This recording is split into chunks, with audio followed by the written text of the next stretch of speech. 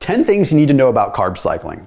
I knew a carb cycler once. It was a loaf of bread that rode its bike all the way from Big Sur in California down to Joshua Tree, and then it got eaten by a fennec fox. So keto carb cycling is just kind of a catch-all term. It's really called a cyclical ketogenic diet. And this video is 10 things that you need to know about a cyclical ketogenic diet. So we're gonna dive right in. And after this video, I do wanna make sure you check out Thrive Market, online membership-based grocery store where you can get all your goodies for keto, all your goodies for paleo when you're cycling off keto, and it just makes it super convenient. It gets delivered right to your doorstep. They are who I use for almost all of my pantry staples, all my condiments, all my macadamia nuts, things like that I eat on a ketogenic diet. So if you use the link down below, you can save 25% off your membership, but also get a free gift. They're a big supporter of this channel, so big thank you to Thrive Market for allowing me to do this, and thank you to you for giving them a shot, because they are awesome. The number one thing, cyclical ketogenic dieting is not the same as carb cycling. Let's get that out of the way. Carb cycling is where you do like 4 or 5 days of relatively low carb per week, and then you have like 2 or 3 days of high carb per week, and you just cycle on and off through that. You're never really getting into ketosis. You're never really getting a lot of benefit. You're just doing it purely for body composition, and it's much more of like a bodybuilder kind of thing. And it's not what you're really after if you're doing a cyclical ketogenic diet. So carb cycling is not that. Let's get that out of the way. Number 2, cyclical keto is not targeted keto. What is targeted keto? Targeted keto is actually something that I highly recommend in different categories, but targeted keto is where within a daily basis, you have small amounts of carbohydrates allocated surrounding your workouts, either before or after, or sometimes both. It's a very targeted, think of a cyclical ketogenic diet, but shrunk down into a day. You're like cycling carbs throughout the course of the day. It's a lot more complex, very effective, but we need to have a special video for that. And if you do a quick search on YouTube, you can find that I've done videos years ago on that, so have at it. Number 3 is you should be doing keto for a few months, not for a few days. Okay, so traditional carb cycling, you go in keto for a few days and then you come out of it, and you're bouncing back and forth all the time. You really want to get the benefits of the ketones. Okay, all the metabolic benefit that you're after, yes, sure, it comes from fatty acid utilization, it comes from all that, but you also get huge effects in terms of just histone deacetylase inhibition, in terms of allowing your cells to express what they're good at, expressing more genes and doing really beneficial things within the body. You have to be exposed to ketones for a while. So think your cycles a few months versus a few days, cycling on and off keto like after a 3-month period versus a 4 or 5 day period. Number 4, keto adaptation takes a while. And keto adaptation is different from fat adaptation. Just a quick touch on this. Fat adaptation is where your body gets adapted to utilizing fats for fuel. You can get fat adapted without being in ketosis. For example, an endurance athlete that runs a lot and goes through beta oxidation because they're utilizing fats as a fuel source through their activity, they can become fat adapted. Okay, they absolutely can. Being keto adapted is a different system altogether. Being keto adapted is where your body is efficient at utilizing ketones and efficient at receiving the signaling process from those ketones. That takes longer. So fat adaptation might take 3, 4, 5 weeks. Keto adaptation might take a little bit longer because you actually have to be exposed to ketones for a pretty good amount of time for your body to start recognizing ketones, not just fat, as a viable energy source or energy substrate. So I say that because you do need to be in keto for a period of time. You do need to commit. It's not like you just get to have your cake and eat it too, literally. You have to expose yourself to enough bacon and cheese before you can get the benefit of the cake in the off time, if that makes sense. Number 5, going into keto is a stressor. A good stressor? Yes. Sometimes a bad stressor? Yes. Okay, there was a study published in the journal Neurobiology of Disease, okay, and it indicated that when you go into ketosis, or start a ketogenic diet rather, you have a pretty significant increase in oxidative stress coming from an influx of hydrogen peroxide. Hydrogen peroxide is kind of a natural stressor within our body, or oxidative stressor, I should say, but it occurs in pretty big spikes when we go into ketosis. Our body has to balance this and regulate it. It's called a hormetic stressor. At first, we get a little bit stronger as a result. Okay, we kind of blunt that and our body deals with it. It upregulates what's called superoxide dismutase and it kind of deals with it. So we get stronger, hormetic stressor. Exposed to stress, get stronger.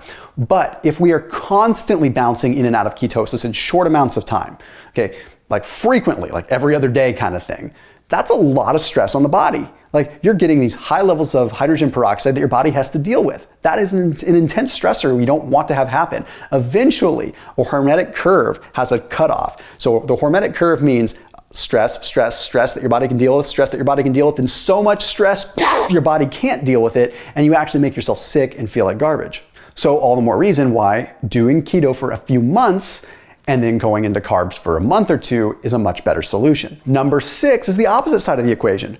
Doing keto for too long will lead to glucose intolerance. The International Journal of Sports Nutrition and Exercise Metabolism just published a study here in 2021 that demonstrated that when you are keto for 6 months or longer, you start to develop quite a bit of glucose intolerance, especially in athletes when they noticed this. They saw there was an impairment in GLUT4, which brings glucose into the cell, and an impairment in IRS1. No, that's not someone that's trying to collect a check from you. That is insulin receptors. IRS1 are insulin receptors. Okay, so IRS1 is what allows us to sort of receive insulin so that insulin can do its job and allow glucose to come in.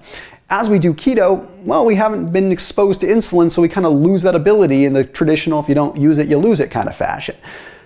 Granted, full disclaimer, this reverses very quick, but all the more reason to why you probably shouldn't extend it longer than 6 months. Now, granted, if you are doing a devout, strict ketogenic diet and you have no intent on carb cycling, then I guess you don't really need to worry about it, right? I mean, there's obviously going to be therapeutic reasons you do keto, things like that. Sure, whatever. But if you're intending on carb cycling, you should keep it under 6 months that you're doing the keto stint. Number 7 kind of piggybacks off of this.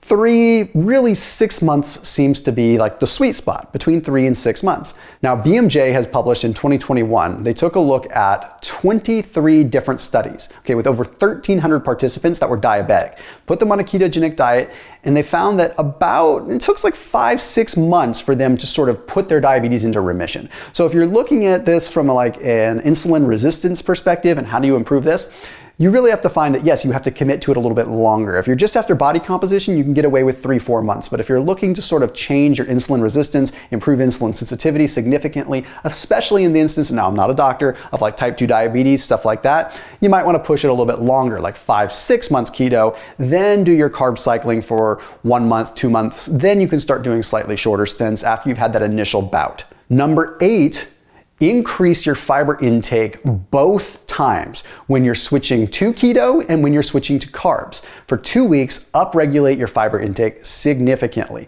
Try to get your fiber intake up to 30-35 grams a day for the first week or two when you're transitioning. The British Journal of Nutrition published something super cool. It took a look at 58 obese women and it had them consume only 10 grams of flax seeds for 6 weeks. Okay, that's not even that much, 10 grams, okay? And they found after that period of time, they had an increase in the abundance of 33 different species of bacteria.